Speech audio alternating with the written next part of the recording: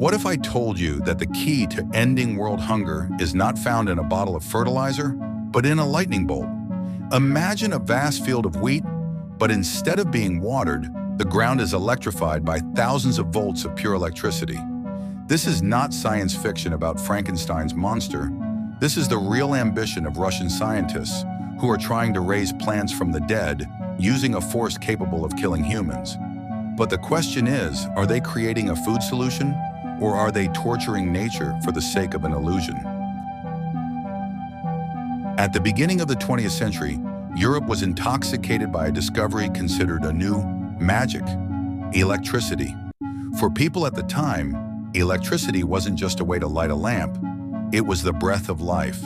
Scientists saw glowing copper wires as an extension of God's hand. They began trying to cure paralysis with electric shocks, enlivening dance parties with neon lights, until a crazy idea struck them in the cold Russian lands. Why not just electrocute plants? Russia was on the brink of despair at the time. Famine lurked in every village. Frozen, infertile farmlands threatened millions of lives. This is where scientists stepped in with a proposal that sounded like pure madness. They believed plants were electrical creatures. If a light bulb could shine brightly because of the flow of electrons, why couldn't wheat grow twice as large when electrocuted? The ambitious project was underway. Imagine a surreal scene. In the middle of a vast, desolate wheat field stand giant electrical towers connected by dangling copper wires. The wires are embedded directly into the ground, transmitting invisible electrical currents to the struggling roots. They call it electroculture. These Russian scientists work like modern-day alchemists. They water crops with electricity-infused water. They install wire nets over vegetable gardens to trap static electricity from the air. And some even try to channel current directly into the trunks of fruit trees. Early reports begin to pour in with bombastic claims. Sweeter fruit. Pests die instantly. Plants grow at lightning speed. But behind these grandiose claims lies a darker reality.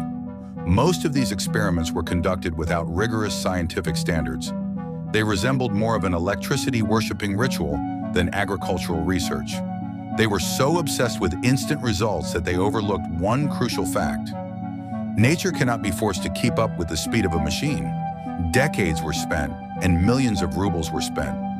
Yet Russia's food pantries remained empty. Electricity might make a light bulb glow, but it couldn't force dead soil to breathe life into itself with a mere jolt. The failure of Russia's past experiments doesn't mean their ideas were completely rubbish. They were simply too fast, too crude, and too greedy for results. In the 21st century, scientists are revisiting those cables, this time with the precision of a surgeon. We realize that plants do possess a natural electrical charge, but they aren't machines you can jump-start like a dead car battery. Now, electricity is returning to agricultural fields, but no longer through giant, intimidating towers. In the modern era, electricity is being used to manipulate seeds at the molecular level. There's a technology called electric plasma. Imagine a plant seed placed in a chamber filled with gas, subjected to high voltage.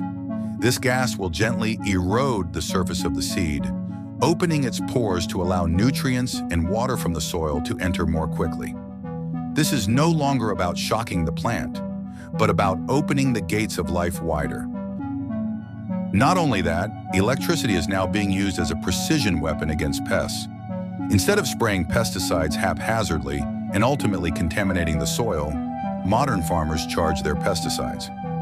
Using the principle of magnetic poles attracting each other, the charged pesticide adheres perfectly to plant leaves, with not a single drop being wasted on the soil. Electricity binds, not destroys. Even in Indonesia, this technology has reached the grassroots level in a very clever way. Look at dragon fruit farmers. They know that this plant needs long hours of sunlight to bear fruit. When the sun sets, their job is taken over by thousands of electric light bulbs that illuminate the orchards all night long. Here, electricity isn't used to shock the soil, but rather to trick the plant's biological clocks. Electricity creates the illusion that the day never ends, forcing the plants to work tirelessly to produce fruit. We are heading towards 2060, when there will be 10 billion mouths to feed. We can no longer rely solely on prayers and chemical fertilizers. The mad ambitions of Russian scientists may have been embarrassing failures, but they were foundational. We are learning that electricity is the key as long as we know how to play it gently. The world of the future will likely look like fields filled with electronic sensors and flowing plasma, not creaking Frankenstein towers. Humans are learning to be conductors of nature, ensuring that every voltage that flows is not to torture the soil, but to ensure that no more stomachs are rumbling on this earth.